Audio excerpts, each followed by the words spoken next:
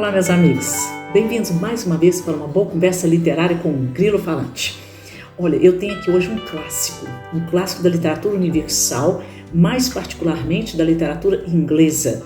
Trata-se, olha que coisa maravilhosa, O Morro dos Ventos Uivantes, de Emily Brontë. E essa edição aqui, de capa dura, uma edição muito bem acabada, com uma ilustração belíssima, é da editora Excelsior, que a partir de agora faz parceria com o Grilo Falante. Então, muitas boas novidades virão por aí. Mas vamos aqui a esta obra.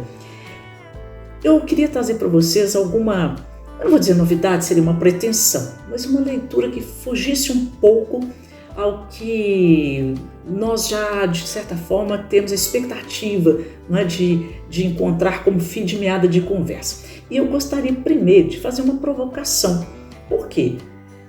Nós temos aqui uma precursora, Emily Brontë, na verdade, confirma-se como uma precursora do que nós entendemos no século XX, dos anos 70 em diante, como uma literatura pós-colonial.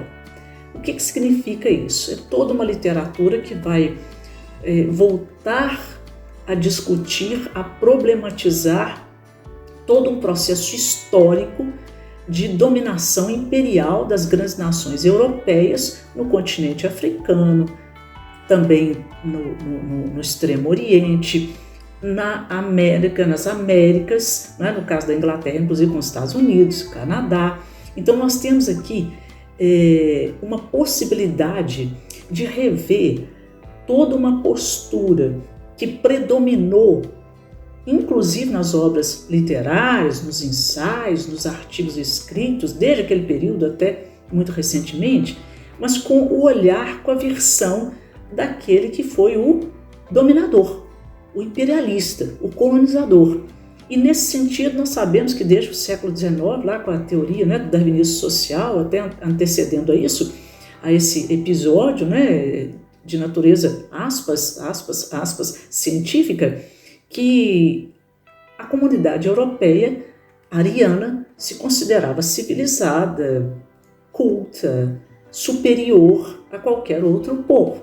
Então, quando desenvolveram todo o processo de expansão marítima e a partir daí a colonização, tomada de território, a colonização desses territórios, no sentido da exploração daquilo que ele poderia oferecer como bens naturais e também humanos, porque aí vem todo um processo não só de um trabalho forçado no próprio território colonizado, mas também com a escravidão, né, com a retirada das pessoas dos seus territórios e eram vendidas, né, como força de trabalho. Bom, a questão é a seguinte: a literatura que se produzia naquela época colocava essas pessoas, esses territórios, numa situação de inferiorização étnica, cultural, religiosa, mesmo geográfica, não é? Ela deveria ter, a partir da posse, toda uma exploração racionalizada. Portanto, vangloriava a atitude do colonizador como aquele que leva todo um progresso, não é? Um processo civilizatório àqueles povos. Nós entendemos bem isso. Então a literatura sempre escrita pelo próprio colonizador trazia essa dimensão. Mas agora nós temos aqui Emily Brontë. Emily Brontë é inglesa e ela vai escrever uma literatura não falando daquele território que foi colonizado, mas vai falar dos descendentes das pessoas que foram em seus territórios invadidos e as pessoas foram colonizadas, mas algumas estão no território da Inglaterra e vão conviver intimamente sob certos aspectos com os próprios ingleses. Como eles serão recebidos? Como eles serão sentidos? Como eles serão tratados? Qual é a visão do europeu daquele que foi colonizado dentro do seu próprio território? Isso é uma novidade. Emily Brontë, ela vai, de certa forma, trazer novidades em relação a essa questão, porque sempre se falava do outro lá naquele território, ou do outro de uma forma extremamente rude. Agora não, ela vai trazer Heathcliff, que é uma criança que vai ser encontrada pelo pai de Catherine, e esse menino está em Liverpool, perambulando pelas ruas, mendigando, não fala sequer a língua inglesa, e o pai de Catherine, comovido, vai levar esse garoto para a casa dele, que mora numa granja, num território, né, na zona rural, em Yorkshire, e leva porque ele ficou apiedado da condição daquele menino. Só que como ele vai ser recebido assim que ele chega na casa daquela família que tem Catherine como filha, que tem o seu irmão mais velho, e temos Ridley e temos também a esposa do pai de Catherine. E olha só como as pessoas vão percebê-lo.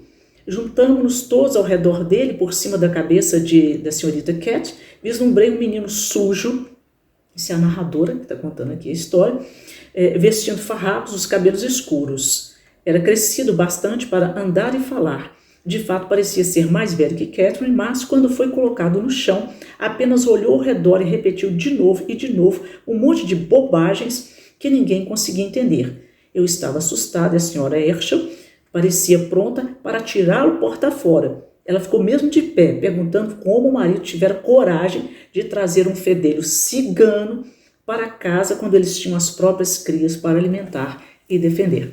Então o menino é imediatamente rejeitado, não é? Pela sua etnia, pela sua condição de pobreza, pela cor da pele.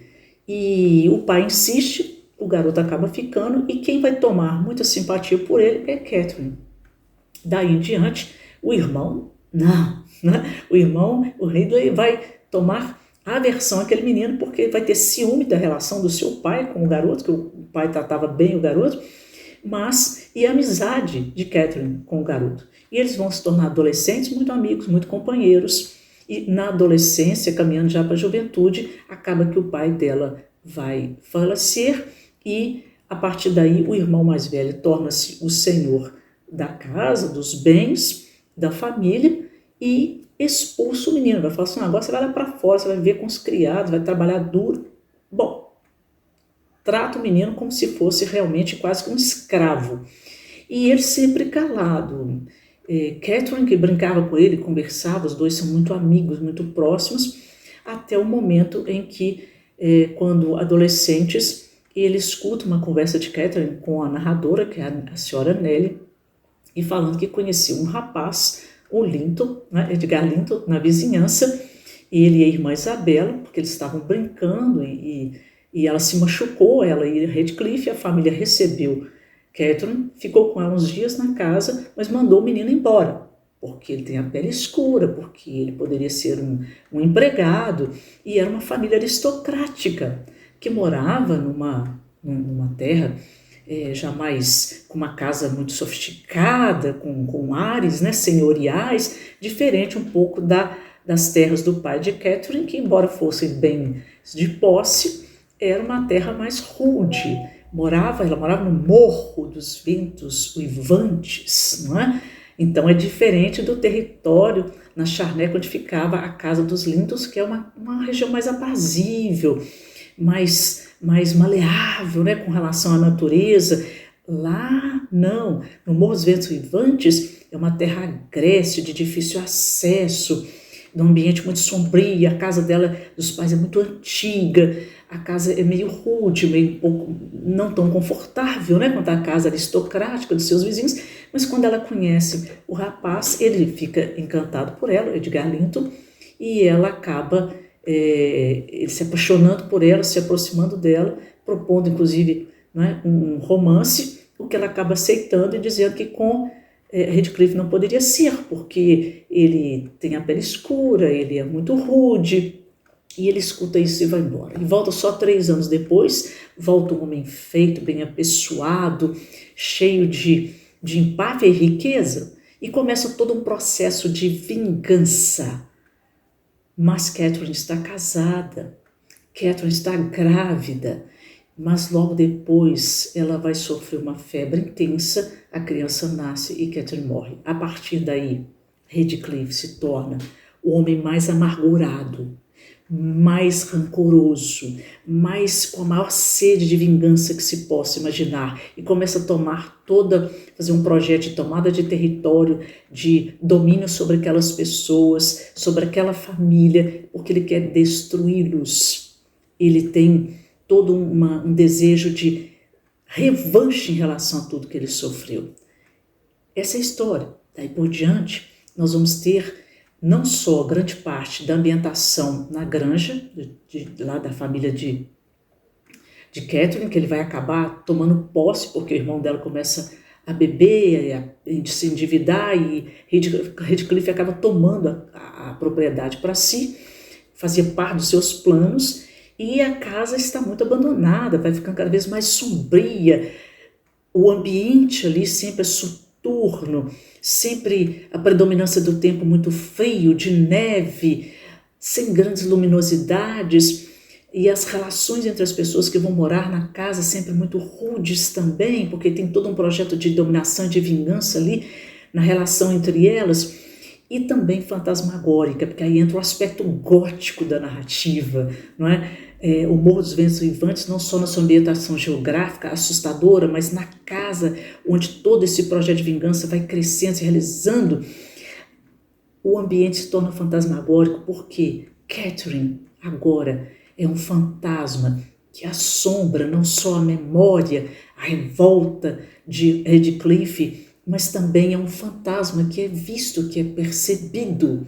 Então há toda uma ambientação gótica assustadora. As pessoas sempre têm um semblante muito endurecido, elas conversam umas com as outras numa linguagem também de muita arrogância, de muita ameaça. É tudo um clima, uma atmosfera que vai crescendo e tomando acho até a nossa respiração de leitores. E quem conta essa história ganha uma parte interessantíssima. É a Nellie, que cresceu junto com Heathcliff, com Catherine, quando eles eram crianças. Ela tem mais ou menos a idade deles, mas ela trabalha para a família.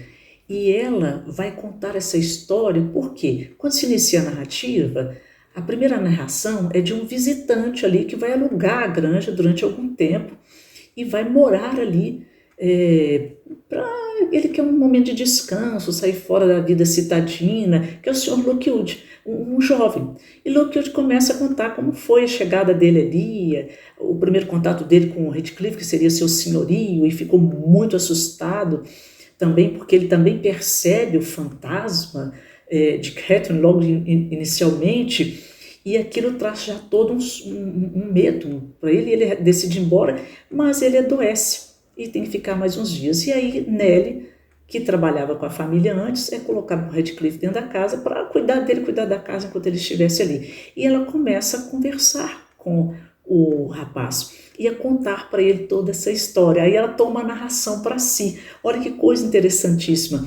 São dois narradores, né? Grande parte da narrativa vai ser ela contando a história, mas sempre interpelada e provocada na sua memória, na detalhação dos fatos pelo Sr. Lockwood. E é um processo também muito interessante de duplicidade, porque Isabella, irmã de Edgar Linton, por vingança de Heathcliff, acaba se casando com Heathcliff. Ele vai seduzir a moça porque ele quer ser um herdeiro das terras dela. Mas ele vai desprezá-la, vai tratá-la mal e ela foge. Mas quando ela foge, ela vai ter um filho dele, que vai se chamar Linton. Então nós temos Edgar Linton, nós temos agora o filho de Heathcliff, que é Linton, que é da família. Nós temos a Catherine, mas a filha também, que vai se chamar Cat. Então nós temos aí uma imbricação de nomes que vão se duplicando. E também se duplica o destino, o temperamento, as paixões, como se também nós tivéssemos assim, como se o que poderia ser um oposto acaba se tornando um espelhamento de destinos, de ânimos, de visões de mundo, de rancores, de desejos de vingança. E tudo isso vai num crescente que você fala, onde vai dar isso? Olha, eu sugiro que você leia. Eu não vou te contar mais não, porque senão vira spoiler. Mas eu gostaria de lembrar a vocês realmente da precocidade, da visão de Emily Brontë, que foi seu único romance escrito, porque logo depois ela vai morrer, ela vai sofrer tuberculose e vai morrer, e deixou esse clássico da literatura universal que hoje lemos com olhos mais contemporâneos e percebemos ali quão magistral que foi essa visão dela, né? Uma jovem de uma família interiorana que tinha uma cultura livresca muito grande, mas cercada também daquela cultura cultura vitoriana e como ela conseguiu vislumbrar ali nessa construção de personagens, de conflitos, e todos eles gerados por uns princípios e valores de uma sociedade tão afeita ali aos seus princípios colonizadores, aos seus princípios imperialistas. Ela já discute isso, ela já traz isso à tona e mostra quanto isso afeta as relações humanas, o quanto isso compromete as relações amorosas.